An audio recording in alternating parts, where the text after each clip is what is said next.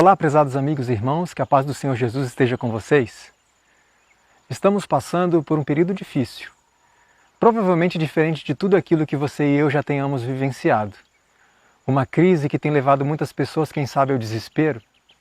Em alguns países, vemos vizinhos denunciando vizinhos por saírem de casa, supermercados com prateleiras vazias, pessoas estocando mercadorias em casa, pessoas brigando por mercadorias, até mesmo por simples rolos de papel higiênico. Quem imaginou que um dia veríamos shoppings, por exemplo, fechados durante semanas, o comércio em geral de portas trancadas? Quem imaginou também que um dia veríamos cultos congregacionais cancelados e nossas igrejas adventistas de portas fechadas por tempo indeterminado? A única coisa que talvez não seja nova nessa crise toda é o vergonhoso oportunismo político que já está enraizado neste país. O que está acontecendo? Alguns podem perguntar onde é que está Deus nisso tudo? Sabemos que Deus não é o causador das epidemias. Ele permite que coisas assim aconteçam porque, em primeiro lugar, precisa respeitar o livre-arbítrio do ser humano. E não podemos esquecer que as nossas escolhas acarretam consequências não apenas para nós mesmos, mas para aqueles que dividem conosco este planeta. Mas Deus é tão misericordioso que, de acordo com Romanos capítulo 8, verso 28, Ele opera em todas as coisas para o bem daqueles que o amam. Deus tem uma incrível habilidade de transformar maldição em bênção. E creio sinceramente que o Senhor está usando esta circunstância para nos conduzir a uma séria reflexão pessoal. Não conheço o futuro. Então eu não posso afirmar que esta crise é aquela que vai desencadear a grande crise final nesta terra. É possível que seja, mas pode ser que o Senhor, em sua infinita misericórdia, segure mais uma vez os ventos. Caso Ele faça isso, fico pensando nos resultados dessa crise e nas cenas que virão como consequência. Fico pensando nas lições que o mundo aprenderá quando a crise passar, se verdadeiramente passar. Por exemplo, diante da necessidade de uma ação conjunta frente a uma epidemia global, alguns poderão chamar a atenção ou mesmo apelar para o estabelecimento de uma liderança mundial, de um governo global. Assim como apelou neste mês de março Gordon Brown, que foi primeiro-ministro do Reino Unido. Outros poderão ressaltar os benefícios ambientais advindos da interrupção das atividades, da interrupção da rotina frenética dos seres humanos. Como resultados dessa interrupção, os níveis de poluição em grandes cidades como São Paulo, Nova York, os níveis de poluição na própria China caíram consideravelmente. Eu li nessa semana um artigo que chegou a noticiar que um pesquisador da Universidade de Stanford havia calculado que a paralisação das fábricas e do trânsito na China pode ter salvo entre 50 mil e 75 mil pessoas que poderiam ter morrido prematuramente por causa da poluição. Nos canais de Veneza, na Itália, a interrupção das atividades humanas fez com que peixes, cisnes e até golfinhos fossem avistados, de acordo com algumas notícias. Poderemos, portanto, ouvir muitas pessoas dizendo: aqui está a saída, esta é a solução para os problemas climáticos que enfrentamos. Desacelerar, parar um pouco, dar uma pausa periódica em nossas atividades para que o planeta possa respirar. Outros poderão ampliar esta questão dizendo o seguinte: nunca passei tanto tempo com minha família. Não sabia que estava trabalhando tanto. Tinha esquecido de como é bom estar com minha esposa, com os meus filhos. Preciso desacelerar um pouco. Foi preciso uma epidemia para que eu percebesse isso. Preciso dar uma pausa periódica em minhas atividades para estar com minha família. A reflexão geral, portanto, será esta. Precisamos de uma pausa periódica para que o planeta possa descansar, para que os trabalhadores possam descansar, para que os membros das famílias possam passar mais tempo juntos. Dirão o seguinte: ora, se a sociedade sobreviveu a uma pausa de semanas, até de meses, devido a essa epidemia, e essa pausa, por sua vez, trouxe benefícios ao meio ambiente, à sociedade em geral, uma pausa que foi quase obrigatória, então por que não uma pausa obrigatória? Não precisa ser uma pausa de um mês, de uma semana inteira, talvez uma pausa semanal, um dia por semana, já traria muitos benefícios. E não haveria nenhum mal estabelecer uma lei que só traz o bem ao ser humano, à vida no planeta, certo? Essa lei seria então, na verdade, uma grande bênção para todos. Uma pausa periódica em nossas atividades. É uma grande ideia. E sabemos de onde ela vem. Da mente do Criador do Universo, do Criador deste planeta, do Criador do ser humano. Aliás, o Criador já havia muito estabelecido esta pausa semanal para o bem dos seres humanos, não? E até já havia escolhido um dia específico para tal, o 7º dia da semana, o sábado, instituído inclusive logo após e para o benefício da primeira sociedade humana, Adão e Eva, e seus descendentes, obviamente, dos quais fazemos parte. Mas claramente podemos observar que o dia escolhido pelo Criador não é o mesmo cogitado pelas criaturas neste e em outros momentos da história. Inclusive, há alguns dias, o prefeito de uma cidade do Canadá deu a seguinte sugestão: depois de erradicar o Covid-19, sugiro que tudo seja fechado novamente no domingo, para que possamos apreciar a importância do que realmente significa fazer uma pausa em nossas vidas ocupadas. Eu acho que nosso corpo, mente e alma nos agradeceriam. Outra autoridade do Canadá afirmou há alguns dias: sei que muitas pessoas trabalham 7 dias por semana e estão começando a se cansar. Anuncio hoje que durante todo o mês de abril, os negócios serão fechados aos domingos. A ideia é descansar os funcionários. Isso significa que, por exemplo, nossos grandes supermercados, queremos que os funcionários descansem. Então acho que vai ser bom para todos que todos os domingos de abril os supermercados estarão fechados.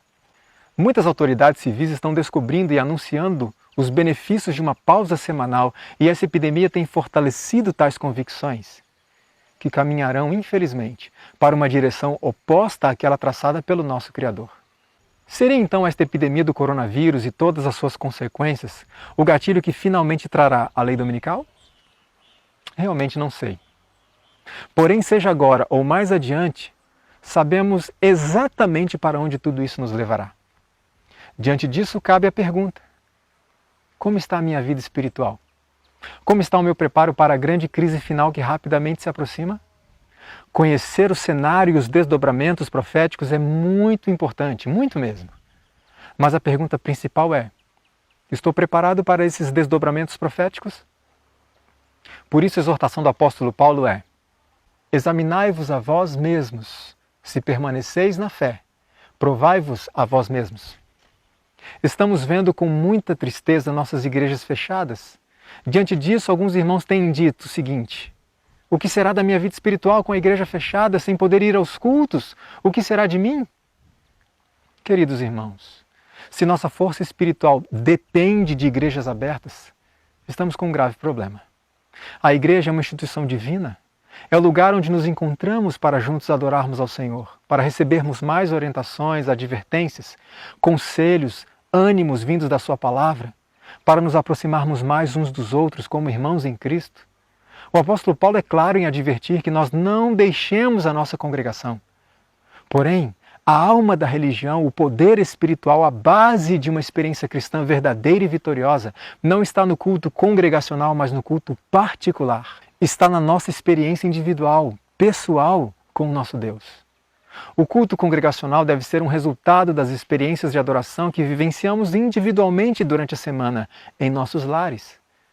Muitos estão à espera do reavivamento da igreja, quando na verdade a igreja é que está à espera do nosso reavivamento individual. Então a igreja precisa de nós. Precisa que estejamos espiritualmente fortes. Precisa que estejamos espiritualmente preparados para o grande conflito que está diante de nós. Se eu dependo da igreja, veja bem, se eu dependo da igreja para manter minha vida espiritual fortalecida, o que será de mim durante a crise final, quando não poderemos mais nos reunir como igreja, como está acontecendo neste momento, por exemplo? Compreendendo que cada um será provado individualmente, como se fosse a única pessoa neste planeta, dependeremos totalmente do poder que o Espírito Santo nos oferece dia a dia. E para recebermos este poder, precisamos justamente de uma comunhão intensa, particular e diária com o Senhor Jesus. Portanto, amigos, aproveitem esses momentos em casa para fortalecer a comunhão com o Criador.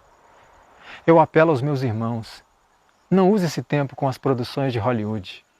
Não use esse tempo com as séries da Netflix. Aproveite esse tempo com Deus. Vamos enfrentar uma crise qual nunca houve na história deste mundo.